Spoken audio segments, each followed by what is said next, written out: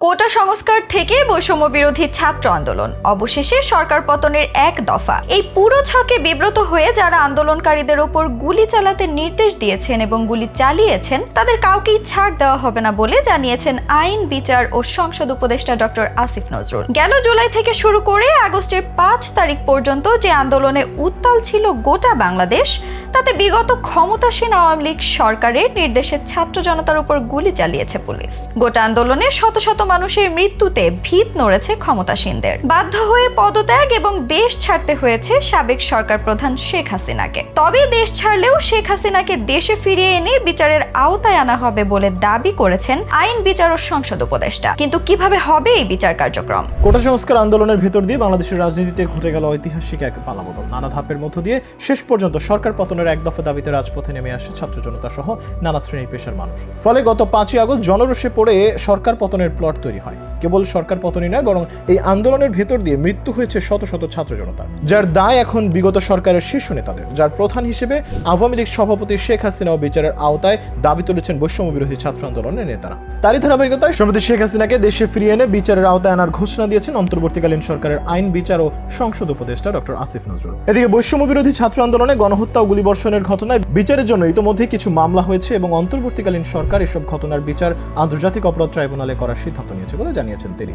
14 August সচিবালয়ে গণমাধ্যম কর্মীদের সঙ্গে আলাপকালে এই কথা বলেন তিনি। আসিফ নজরুলের দাবি, গণহত্যা ও গুলিবর্ষণের ঘটনায় বিচারের জন্য ইতোমধ্যে কিছু মামলা হয়েছে।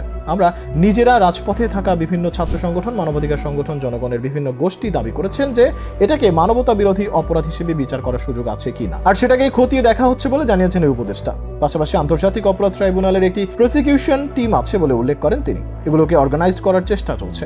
আদালতটা একটু পরে করার কথা জানান তিনি। এমনকি জাতিসংঘের তত্ত্বাবধানে এই তদন্ত করার চেষ্টা করা হচ্ছে বলে উল্লেখ করেন তিনি। জাতিসংঘের থেকে বারবার আমাদের সহযোগিতার আশ্বাস দেওয়া হয়েছে উল্লেখ করে আইন উপদেষ্টার দাবি, বিচারে স্বচ্ছতা ও নিরপেক্ষতা নিশ্চিত করার জন্য জাতিসংঘের সর্বাত্মক তত্ত্বাবধানে আমাদের ইনভেস্টিগেশন টিম কাজ করবে। সেটার লক্ষ্যে সব উদ্যোগ গ্রহণ করবে। এদিকে ঢাকার জাতিসংঘের আবাসিক প্রতিনিধির সঙ্গে মিটিং করার সিদ্ধান্ত হলেও এখনো পর্যন্ত তারিখ চূড়ান্ত হয়নি, যেখানে সহযোগিতা চাইবে বর্তমান সরকারের পক্ষ থেকে। এছাড়া আরও উচ্চ পর্যায় থেকে জাতিসংঘের বিভিন্ন সংশ্লিষ্ট সংস্থা আছে, ওনাদের সঙ্গে যোগাযোগ করা হবে। এদিকে শেখ হাসিনা সহ অন্যান্য শীর্ষ নেতাদের কিভাবে বিচারের আওতায় আনা যায় তা নিয়ে কাজ করছে বর্তমান প্রশাসন। তবে প্রতিবেশী দেশ ভারতের রাজনৈতিক আশ্রয় নেওয়ার কারণে তা এখনই সম্ভব নয়। তবে আইনি প্রক্রিয়ার নানা ধাপ পেরিয়ে বিচার কার্যক্রম শুরু হলে কাজ থেকে সরে আসতে হবে ভারতের পররাষ্ট্র মন্ত্রণালয়ের সঙ্গে। আর ভারত সরকার সম্মত হলে এবং আন্তর্জাতিক অপরাধ আদালতকে বিচারিক কার্যক্রম শেষে অপরাধ শনাক্ত হলে দ্রুত গতিতে সে প্রক্রিয়ার দিকে এগিয়ে যেতে হবে। যৌক্তিক সমাধান খুঁজবে বর্তমান প্রশাসন। কেবল শেখ হাসিনাই নয়, বরং তার সরকারের থাকা বিভিন্ন পর্যায়ের দায়িত্বশীল নেতাকেও আইনের আওতায় আনার ব্যাপারে কাজ করবে বর্তমান প্রশাসন। এমনটাই আলোচনা করেছেন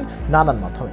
ইতিমধ্যে শেখ হাসিনা সহ কয়েকজন শীর্ষ নেতাদের বিরুদ্ধে মামলা দায়ের করা হয়েছে। এই বিচারের আওতায় বিগত সরকারের সর্বোচ্চ পর্যায়ের ব্যক্তিদের সংশ্লিষ্টতা খতিয়ে দেখে বিচার করা সম্ভব বলে দাবি তোলেন তিনি। এছাড়া আন্দোলনের কারণে ক্ষতিগ্রস্ত পরিবারের ন্যায় বিচার পাওয়ার সুযোগ সুবিধা তৈরি হয়েছে। আপনি জানেন আমাদের বিচার পাওয়ার সুযোগ তৈরি হয়েছে।